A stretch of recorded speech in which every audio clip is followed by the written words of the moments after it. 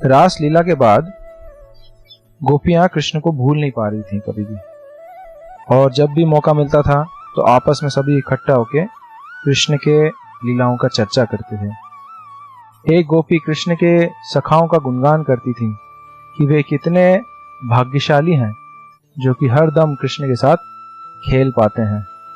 काश हम भी सखाओं के जैसे कृष्ण के साथ गाय चराने जा सकती हैं।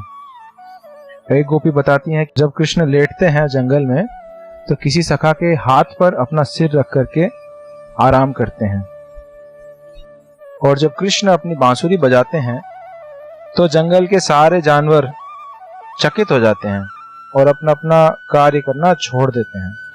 सभी ध्यान से उस मुरली को सुनते हैं और आनंद उठाते हैं। वृंदावन के जितने पेड़ हैं वे अपने सारे फल और मधु को भगवान कृष्ण के समर्पित करते हैं। बादल जो हैं, आसमान में जो बादल हैं वे हल्के हल्के गरजते हैं और हल्का हल्का बूंद गिराते हैं। तो दोनों बादल और कृष्ण मित्र के समान हैं, क्योंकि बादल जो है प्यासे व्यक्ति को या जो धूप से पीड़ित है ऐसे व्यक्ति को छांव प्रदान कराता है, बारिश प्रदान कराता है। उसी प्रकार से जो व्यक्ति इस संसार में, जो व्यक्ति भौतिक कष्टों से परेशान है, वे यदि कृष्ण के शरण लें तो उसके सारे कष्ट दूर हो जाते हैं। वापस वृंदावन लौटने से पहले कृष्ण अपने मुरली से सभी गायों को बुलाते थे और एक एक करके अलग अलग गाय का नाम अपने मुरली से बजाते थे। और जैसे ही गाय सुनती थी कि भगवान मेरे को बुला रहे हैं, कि कृष्ण मेरे को बुला रहे हैं, वे तुरंत पूंछ ऊपर करके दौड़ी चली आती थी कृष्ण के पास। और कृष्ण एक एक करके 108 झुंड थे ऐसे गायों के। तो जैसे ही एक एक झुंड वापस आता था तो कृष्ण अपने माला पे एक एक मन का आगे बढ़ाते थे, और इस प्रकार से 108 झुंड जब आ जाते थे सारे गाय वापस, तो इतने में माला जो है पूरा हो जाता था। तो एक माला पे 108 मन के होते हैं। तो जिस प्रकार एक भक्त जो है भगवान के नाम 108 बार भगवान का नाम मंत्र जाप करता है, उसी प्रकार से भगवान भी अपने भक्तों के, अपने गायों के 108 नाम जो है माला पे जप करते हैं। जैसे शाम को भगवान कृष्ण और बलराम अपने सखाओं के साथ वृंदावन लौटते हैं, सारे गोपियां सब काम छोड़ करके बाहर आती हैं अपने घरों से, अपने छतों पे आती हैं कृष्ण और बलराम का दर्शन करने। इतने मनोहारी सुंदर यौवन रूप है। इस प्रकार से जब वृंदावन में लीलाएं चल रही थी तो एक और असुर कंस द्वारा भेजा गया जिसका नाम था अरिष्टासुर। अरिष्टासुर ने एक बैल का रूप धारण करके सभी ब्रजवासियों को डराने का कोशिश किया। वृंदावन में आके अपने खुरों से जमीन को खुरेद के और जोर जोर से दहाड़ने लगता है।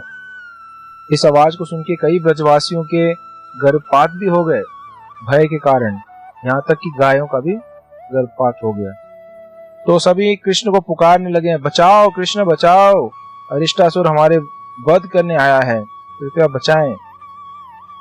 ये सुनते ही कृष्ण तुरंत वहां पे दौड़े आते हैं और अरिष्टासुर को चुनौती देते हैं, मेरे से युद्ध करो। तो जैसे ही अरिष्टासुर कृष्ण को देखते हैं तो बहुत गुस्से हो जाते हैं और दौड़े दौड़े कृष्ण को मारने के लिए अपने सींगों को आगे करते हुए दौड़ के आते हैं। लेकिन कृष्ण उनके सींग पकड़ के उनको तुरंत पटक देते हैं। अरिष्टासुर को चोट तो लगी है लेकिन गुस्सा भी बहुत है। वो फिर से खड़ा होता है और कृष्ण को मारने के लिए दोबारा दौड़ पड़ता है, लेकिन कृष्ण फिर से उसको पटक देते हैं। इस बार हवा में उछाल देते हैं और जैसे ही अरिष्टासुर नीचे गिर जाते हैं तो कृष्ण उसके सींग तोड़ के और उसको लातों से मार मार के मृत्यु का घाट उतार देते हैं। अरिष्टासुर के मरने के बाद सभी देवता लोग प्रसन्न होके फूलों की बरसात करते हैं। इस बीच में मथुरा में कंस के पास नारद मुनि पहुंचते हैं और नारद मुनि का इरादा है कि कंस जल्दी से कृष्ण से युद्ध करे और कंस का खात्मा हो। तो कंस को नारद मुनि बताते हैं कि देवकी और वसुदेव का 8वां पुत्र आपका काल वृंदावन में छिपाया गया है। नारद मुनि सारी घटना को सुनाते हैं किस प्रकार से वसुदेव ने कृष्ण को गोकुल ले जाके अदला बदली किया यशोदा की पुत्री के साथ, और किस प्रकार से कृष्ण और बलराम वृंदावन में बड़े हो रहे हैं और सभी असुरों का वध कर रहे हैं। तो कंस को बड़ा क्रोध आया। कंस ने तुरंत वसुदेव और देवकी को दोबारा बंदी बनाया और केशी राक्षस को वृंदावन भेजा कृष्ण का संहार करने के लिए। साथ ही साथ कंस अपने मित्रों से चर्चा करते हुए कृष्ण को मारने का नए नए तरकीब खोजता रहा। उनके कुछ मल्ल मित्र थे जिनका नाम था चाणूर और मुष्टिक। तो चाणूर और मुष्टिक से चर्चा करते हुए ये योजना बनाई कि कृष्ण और बलराम को मथुरा बुलाया जाए और रंगमंच के बीच सभी मथुरा वासियों के आंखों के सामने कृष्ण और बलराम को चाणूर मुष्टिक के हाथ मार दिया जाए। इसके साथ साथ कंस ने काल भैरव का भी यज्ञ आयोजित किया जिससे कि उसकी विजय निश्चित हो जाए। साथ साथ में शिव जी के धनुर्यज्ञ भी रचाया। कृष्ण और बलराम को बुलाने के लिए सबसे योग्य व्यक्ति अक्रूर जी मिले कंस को। कंस ने बड़े इज्जत के साथ अक्रूर जी से प्रार्थना किया कि हे अक्रूर, आप मेरे श्रेष्ठ मित्र हैं और इस संकट की घड़ी में आपका मदद चाहिए मेरे को। आप वृष्णि वंश के भी प्रिय हैं और भोज वंश के भी प्रिय हैं, तो आपसे मैं विनती करता हूं कि आप वृंदावन जाके कृष्ण और बलराम को निमंत्रण दें कि वे मथुरा आए और मल्ल युद्ध का आनंद लें। आप कृपया जाके मेरे इस कार्य को पूरा कीजिए। कंस को बड़ा गर्व था कि मेरे कई सारे मित्र हैं, जैसे जरासंध, विविध, शंबरा, नरकासुर और बाणासुर। इन सभी मित्रों के मदद से मैं कृष्ण का वध कर दूंगा और मैं अपने साम्राज्य को बढ़ा दूंगा। इतने में केशी जो है वृंदावन पहुंच जाते हैं और कृष्ण को ढूंढ निकालते हैं। जैसे ही कृष्ण को देखते हैं तुरंत दौड़ते हैं कृष्ण की ओर और लात मारने का कोशिश करते हैं, लेकिन कृष्ण पहले ही केशी के टांगों को पकड़ के उनको घुमा घुमा के फेंकते हैं। केशी फिर से खड़ा होता है, फिर से दौड़े आता है कृष्ण को मारने के लिए, और इस बार कृष्ण अपने हाथ को केशी के मुंह में घूसा बना के घुसा देते हैं। कृष्ण के हाथ केशी के गले में फंस के केशी का दम घुटने लगा और साथ साथ में कृष्ण का हाथ गर्म होता गया। इतना गर्म होता गया कि केशी को असहन हुआ। केशी नीचे गिरा और अपने पैरों से लात मारने का कोशिश कर रहा है, और क्योंकि दम घुट गया है और गले में दर्द हो रहा है, जलन हो रही है, इसलिए मल मूत्र का त्याग करके केशी की आंखें भी अपने गोलों से बाहर आ गया और इस प्रकार केशी का वध हो गया। इसके बाद नारद मुनि कृष्ण से भेंट करने आते हैं वृंदावन में। वृंदावन में आके कृष्ण का गुणगान करते हैं कि आप ही परम भगवान हैं और आप इस संसार के भार को कम करने के लिए आए हैं। साथ साथ में बहुत सारी भविष्यवाणियां भी करते हैं कि आप इस प्रकार से कंस का वध करेंगे। उसके बाद और भी राजाएं हैं, जरासंध, शिशुपाल, दंतवक्र, अनेक राजाएं हैं जिनका आप वध करेंगे। उसके बाद आप इस धरती को पूरे पाप से मुक्त करेंगे। ये आपकी दिव्य अनोखी लीलाएं होने वाली हैं। कृष्ण अपने सखाओं के साथ गोवर्धन पर्वत में खेल रहे होते हैं जब एक और असुर कंस द्वारा भेजा गया जिसका नाम था व्योमासुर, जो कि आकाश में उड़ता था। तो व्योमासुर ने एक एक करके कृष्ण के सखाओं को अपहरित करके पास में एक पहाड़ की गुफा में छुपा दिए। जब कृष्ण को पता लगा तो उन्होंने व्योमासुर का वध कर दिया और अपने मित्रों को फिर से छोड़ दिया। अक्रूर बहुत प्रसन्न थे कि आज उनका सौभाग्य था वृंदावन दर्शन करने का। अक्रूर अपने भाग्य गिन रहे थे कि किस प्रकार से कितने सारे पुण्यों के बाद आज मैं साक्षात परम भगवान कृष्ण और बलराम का दर्शन करूंगा और वे दोनों मुझे अपना संबंधी समझते हुए मेरे को आलिंगन करेंगे और मेरे को स्वागत करेंगे। मेरा जीवन सफल हो जाएगा जब कृष्ण और बलराम मुझे अपने संबंधी के रूप में स्वीकार करेंगे। जैसे ही वृंदावन के निकट आए, तुरंत अपने रथ से उतर के वृंदावन की भूमि पर लेट गए, जहां पे भगवान कृष्ण के पद चिन्ह, चरणों का चिन्ह दिखाई दे रहा था। कृष्ण के पद चिन्हों में अलग अलग चिन्ह थे, उनको देख के वे पहचाने कि यही भगवान के चिन्ह हैं और उन पद चिन्हों में लोटपोट होने लगे। साथ साथ में ये भी भय था कि कहीं कृष्ण और बलराम मेरे को दुश्मन ना माने, क्योंकि मैं कंस द्वारा भेजा जा रहा हूं, कहीं वो मेरे को ठुकरा ना दे। लेकिन वे इस बात से आश्वस्त थे कि कृष्ण जो हैं वे सभी के हृदय को जानते हैं और जरूर वो जानते होंगे कि मैं कितने खुशी से आ रहा हूं उनसे मिलने के लिए। उसी समय अक्रूर ने देखा कई सारे शुभ चिन्ह। उनके दाहिनी ओर से गायों का झुंड जा रहा था और हिरण के झुंड देखे, जिससे उन्हें आश्वासन हुआ कि मेरा कार्य निश्चित सफल हो जाएगा। वृंदावन पहुंचते पहुंचते शाम हो गई और जैसे ही अक्रूर कृष्ण को मिले तो कृष्ण ने तुरंत अक्रूर के चरण स्पर्श किए और उनको गले लगे। उनको अपने घर बुलाए, उनको बैठाए, उनके चरण धोए और उनको चंदन का लेप लगाया, गाय दान में दिया और पान सुपारी खिलाया, उनका अतिथि सत्कार किया। नंद महाराज ने भी अक्रूर का स्वागत किया और पूछे कि मथुरा में सब लोग कैसे हैं। कंस जरूर सभी का ध्यान रख रहा है, लेकिन ठीक उसी प्रकार ध्यान रखता है जिस प्रकार एक कसाई अपने जानवरों का ध्यान रखता है। उनको खूब खिला पिला के मोटा करता है और उसके बाद उन्हीं का वध करता है। इसी प्रकार से कंस भी अपने नागरिकों को पाल पोस तो रहे हैं, लेकिन वे उनके हित नहीं सोचते, वे केवल अपना स्वार्थ सोचते हैं। अक्रूर ने खोल के सारा कुछ बता दिया, कंस किस प्रकार से योजनाएं कर रहे हैं कृष्ण और बलराम को मारने के लिए। इसके पश्चात नंद महाराज ने सभी ग्वालों से अनुरोध किया कि आप सब भी चलिए, हम सभी चल के कृष्ण के साथ मथुरा जाएंगे। और साथ में सभी ग्वालों को आदेश दिया कि कंस के लिए दूध के कई सारे वस्तुओं का भेंट लेके जाना। जब गोपियों ने सुना कि कृष्ण और बलराम मथुरा को प्रस्थान करेंगे, तब अपने भाग्य को कोसने लगी। सभी ब्रजवासियों को कोसने लगे कि ये सब ग्वाले मूर्ख हैं, कृष्ण और बलराम को जाने क्यों दे रहे हैं और साथ साथ में खुद भी जा रहे हैं। ये लोग बिल्कुल भी, इनकी तो बिल्कुल मति खराब हो चुकी है। इसके साथ वे सृष्टिकर्ता को भी कोसने लगे कि सृष्टिकर्ता इतने क्रूर हैं, जो कि हमें इतने सुंदर कृष्ण रूप दिखाया, लेकिन इसके बाद हमसे छीन रहे हैं कृष्ण को। सभी शक्तियां हमारे खिलाफ कार्य कर रही हैं। हम लोग कैसे कृष्ण के अलावा रह पाएंगे, कृष्ण के बगैर कैसे रह पाएंगे।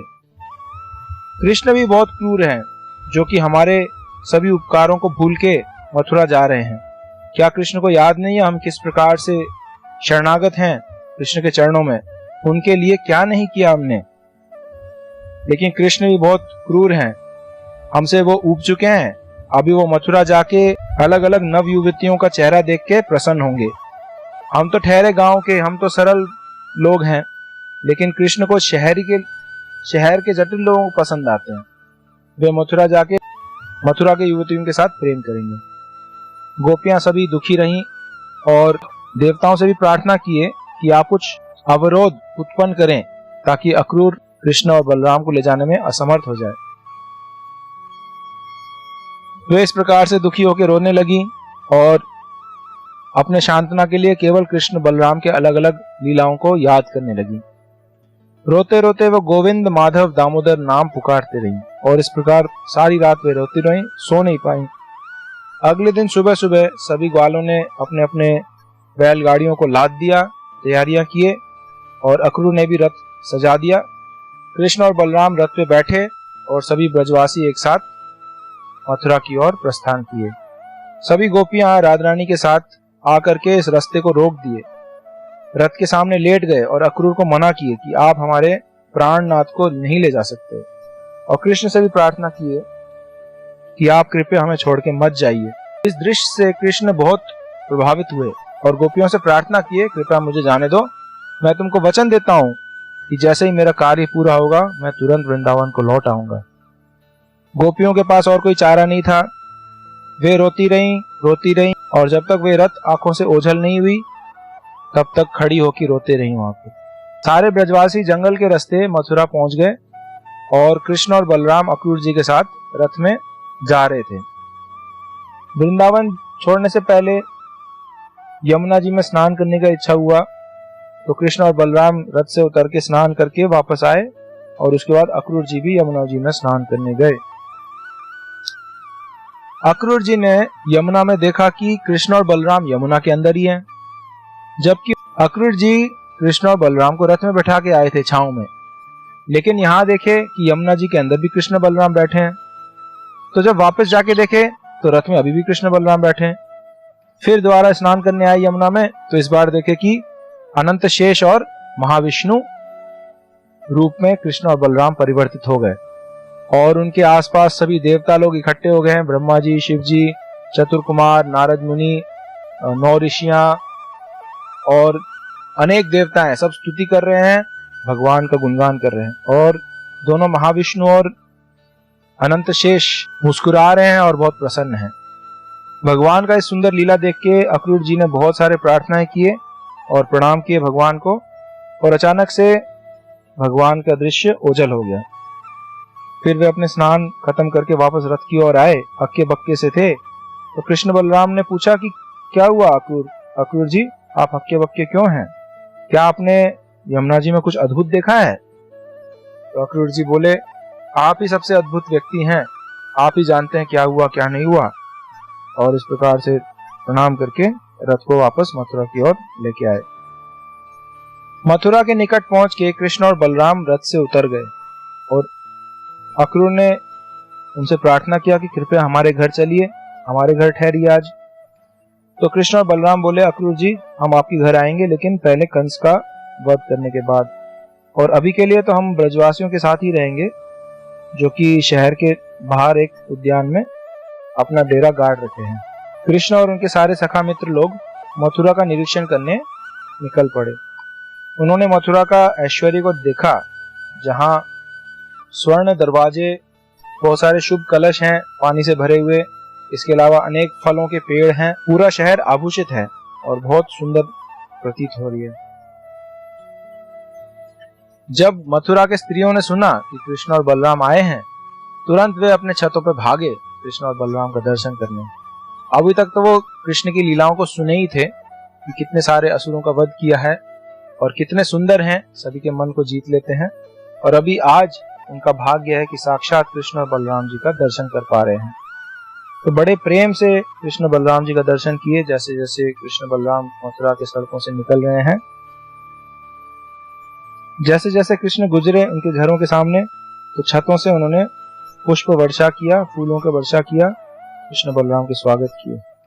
कुछ दूर आगे जाके कृष्ण बलराम ने कंस के धोबी को देखा, और धोबी बहुत सुंदर कपड़े धो रहे थे, सुखा रहे थे। तो कृष्ण और बलराम ने उनसे कुछ कपड़े मांगे। तो धोबी ने खूब डांट सुनाई कि तुम दोनों की हिम्मत कैसे हुई राजा के निजी वस्त्र मांगने का। ऐसे तो साधारण व्यक्ति होता कोई, उसको मृत्यु दंड होता, लेकिन आप लोग आगे से ध्यान रखना, राजा का सामग्री कभी मत चोरी करना। तो कृष्ण को आया गुस्सा। उन्होंने अपने हाथों से ही उस धोबी का गला काट दिया। एक हाथ मारा गले में और उसका गला कट के नीचे गिरा, जिस प्रकार से एक फूल को एक बच्चा अपने हाथ से तोड़ सकता है पौधे से। तो ये दृश्य देख के सभी बाकी धोबी जो हैं भाग गए, और कृष्ण बलराम अपने इच्छा अनुसार कपड़े उठाए और बाकी सभी सखाओं को कपड़े बांटे, सुंदर सुंदर कपड़े। कुछ और आगे जाके एक भक्त दर्जी मिले, जो कि कृष्ण और बलराम के लिए बहुत सुंदर कपड़े सील के उनको उपहार रूप में दिए। तो इन दर्जी को कृष्ण ने आशीर्वाद दिया कि इस जन्म में जो भी तुम्हारी इच्छाएं होंगी वो सब पूर्ण होंगी और तुम बड़े ऐश्वर्य से जियोगे, और इसके बाद तुम मेरे धाम परम धाम वैकुंठ को लौट जाओगे। और भ्रमण करते समय एक और भक्त मिले जो माला गांठते हैं, मालाकार, माली। वे कंस के लिए फूलों का कार्य करते थे, माला बनाते थे। तो जैसे ही कृष्ण बलराम का दर्शन किया, तुरंत उन्होंने कृष्ण बलराम को बहुत सुंदर माला, फूल मालाएं पहनाई, और कृष्ण बलराम बड़े प्रसन्न हुए। उस मालाकार का नाम था सुदामा। मथुरा का निरीक्षण करते हुए कृष्ण बलराम को एक महिला दिखी, जिनका पीठ मुड़ा हुआ था और बहुत ही कुरूप थी। उनका नाम था कुब्जा, और वे कंस की दासी थी, जो कि हर रोज कंस के लिए चंदन का लेप घिस के लाती थी। कृष्ण और बलराम कुब्जा से मजाक करने लगे कि कंस की सेवा क्यों करते हो, वो तो अत्याचारी दुष्ट है, तुम हमारी सेवा करो, हमें ये चंदन का लेप लगाओ तो तुमको कुछ फायदा भी होगा। तो कुब्जा ने देखा कि ये दोनों युवक इतने सुंदर हैं और मेरे से मजाक कर रहे हैं, उनके दिल में आया कि इनको मैं चंदन का लेप लगा दूं। तो दोनों कृष्ण और बलराम के पूरे शरीर में चंदन का लेप लगाया बड़े प्रेम से। तो कृष्ण का दिल पिघल गया उनकी सेवा से। तो कृष्ण ने सोचा कि इन्होंने इतनी सेवा की है हमारी, अब हमें भी तो कुछ करना चाहिए इनके लिए। तो कृष्ण ने उनके पैरों पे अपना पैर रख दिए और कुब्जा के थूड़ी और गाल पकड़ के ऊपर की ओर खींच दिए। तुरंत कुब्जा का पीठ एकदम सीधा हो गया और उनका जो कुरूप चेहरा था वो बहुत ही सुंदर बन गया। तो तुरंत वो शर्माने लग गई और सभी के सामने कुब्जा जो है कृष्ण के कपड़े पकड़ के खींचने लगी कि आप चलिए ना, मेरे घर चलिए, मैं आपको सेवा करना चाहती हूँ, आपको मैं प्रसन्न करना चाहती हूँ। तो कृष्ण को थोड़ी शर्म आई क्योंकि अपने सखाओं के सामने इस प्रकार से एक स्त्री उनको निमंत्रण दे रही थी। तो कृष्ण बोले कि हम जैसे युवकों के लिए आप जैसे युवतियां ही परम शांतना का कारण है। हम लोग घर से दूर हैं और हमारा विवाह भी नहीं हुआ अभी, तो आपका प्रस्तावना मैं स्वीकार करता हूँ, लेकिन उससे पहले मैं अपना कार्य पूरा करके जरूर आऊंगा आपके घर। जब कृष्ण और बलराम धनुर्यज्ञ के पास पहुंचे तो वे धनुष की ओर आगे बढ़ने लगे, लेकिन सैनिकों ने रोक दिया कि सावधान, आगे मत बढ़ना। लेकिन उनके चेतावनी को अनसुनी करके कृष्ण उस धनुष को एक ही हाथ से उठा के खिलौने की तरह तोड़ दिए और उसकी इतनी जोर से आवाज आई कि सारा मथुरा कांप गया। सबको लगा कि भूकंप आया है या इंद्र का वज्र गिरा है। और कंस को जब खबर मिली कि शिव जी का धनुष तोड़ दिया गया है तो वे समझ गए ये निश्चित मेरा काल है, कृष्ण जो कि इतना शक्तिशाली है। इसके बाद सारे सैनिक कृष्ण और बलराम को पकड़ने के लिए दौड़ पड़े, लेकिन कृष्ण और बलराम ने धनुष के एक एक भाग को पकड़ के सभी सैनिकों को मार दिया। इसके बाद कृष्ण और बलराम वापस उद्यान की ओर गए जहां वे नगर के बाहर डेरा जमाए थे। रात को सो करके अगले दिन फिर से वे मथुरा की ओर प्रस्थान करते। कंस रात भर सो नहीं पाया। वे इतने चिंतित हुए, इतने परेशान कि अब तो मेरा काल मेरे पास आ गया है, इससे मैं कैसे निपटूं। साथ में उन्हें कई सारे अशुभ चिन्ह दिखाई दिए, जैसे कि आकाश के तारे जो हैं दो दो दिखने लगे, हालांकि एक ही था। इसके अलावा अपने परछाई में छेद दिखने लगे और कानों में जोर की गूंजन गूंजती रहती थी। इस प्रकार कान में आवाज गूंज रही थी बार बार। उन्होंने अपने आसपास देखा कि सारे पेड़ जो हैं स्वर्ण के हैं। कीचड़ में चलने पे वे अपने पद चिन्हों को नहीं देख पा रहे थे। सपनों में उन्होंने देखा कि सभी प्रकार के भूत प्रेत गधों के द्वारा खींचे जा रहे हैं एक रथ में। उन्होंने ये भी देखा सपने में कि कोई उनको विष दिया और वे उस विष को पान कर रहे हैं। सपने में उन्होंने ये भी देखा कि नग्न होके फूल माला गले में डाले हुए इधर उधर घूम रहे हैं और पूरे शरीर पर तेल मला हुआ है। इस प्रकार के अशुभ चिन्ह देख करके कंस को और भी भय लगने लगा कि अब तो मेरी मृत्यु निश्चित है। अगले सुबह कृष्ण और बलराम रंगमंच की ओर आगे बढ़े और उसी समय कंस ने अपने हाथी कुवल्यापीड़ को आगे भेजा। कुवल्यापीड़ कृष्ण को कुचलने का प्रयास कर रहा है, लेकिन कृष्ण बड़े स्फूर्ति से कुवल्यापीड़ के पीछे जाकर के उसकी पूंछ को पकड़ लेते हैं और पूंछ को खींचते हुए उस बड़े हाथी को लगभग 75 फीट तक खींच लेते हैं। फिर से वो हाथी दौड़ पड़ता है कृष्ण को मारने के लिए और कृष्ण इस बार अपने पैरों के चाल से हाथी को गिरा देते हैं। गिरा हुआ हाथी फिर भी कृष्ण को मारने का कोशिश करता है और अपने दांतों से कृष्ण को छेदने का कोशिश कर रहा है। एक बार फिर हाथी खड़ा होकर कृष्ण की ओर दौड़ता है और इस बार कृष्ण हाथी के सूंड को पकड़ के उसको जोर से जमीन पे पटक देते हैं और इसके बाद हाथी के एक दांत तोड़ के उस हाथी को मारते हैं, साथ में उसके माहुत को मार देते हैं। इसके बाद बलराम जी दूसरा दांत तोड़ के दोनों भाई अपने अपने कंधे पर हाथी दांत रख के उस रंगमंच में प्रवेश करते हैं। मथुरा निवासियों को अपने अपने संबंध के अनुसार कृष्ण और बलराम अलग अलग रूपों में दिखे। किसी को वे साधारण बालक दिखे, किसी को वो दोनों पूजनीय लगे, अपने इष्ट देव के रूप में दिखाई दिए। किसी को ब्रह्म ज्योति के समान दिखाई दिए। कंस को अपना काल दिखा और जो भगवान के सखा थे वे तो अपने दोस्त के रूप में कृष्ण को देख पा रहे थे। तो इस प्रकार से भक्त की इच्छा के अनुसार और शुद्धता के अनुसार अलग अलग रूप में कृष्ण को जाना जाता है। कृष्ण बलराम के ऐश्वर्य और सौंदर्य देख के सारे मथुरा वासी आपस में चर्चा करने लगे, शायद ये है कंस का काल, देखो इतने शक्तिशाली हैं, शायद ये कंस को मार भी सकते हैं। इतने में चाणूर और मुष्टिक सामने आए और कृष्ण बलराम को मल्ल युद्ध के लिए चुनौती दिए। कृष्ण और बलराम बोले कि आप दोनों बड़े मल्ल हैं और हम दोनों छोटे बच्चे हैं। ये शोभा नहीं देती कि आप हमारे साथ युद्ध करें। हम तो युद्ध कर लेंगे, लेकिन बाकी मथुरावासी आपके बारे में क्या सोचेंगे? तो दोनों चाणूर और मुष्टिक ने बताया कि हम जानते हैं कि आप दोनों बहुत शक्तिशाली हैं। तुम दोनों ने बहुत सारे असुरों का वध किया है, ये सब ज्ञान है हमको, इसलिए तुम दोनों हमारे बराबर के चुनौती हो, इसलिए आओ और मल्ल युद्ध करो हमसे।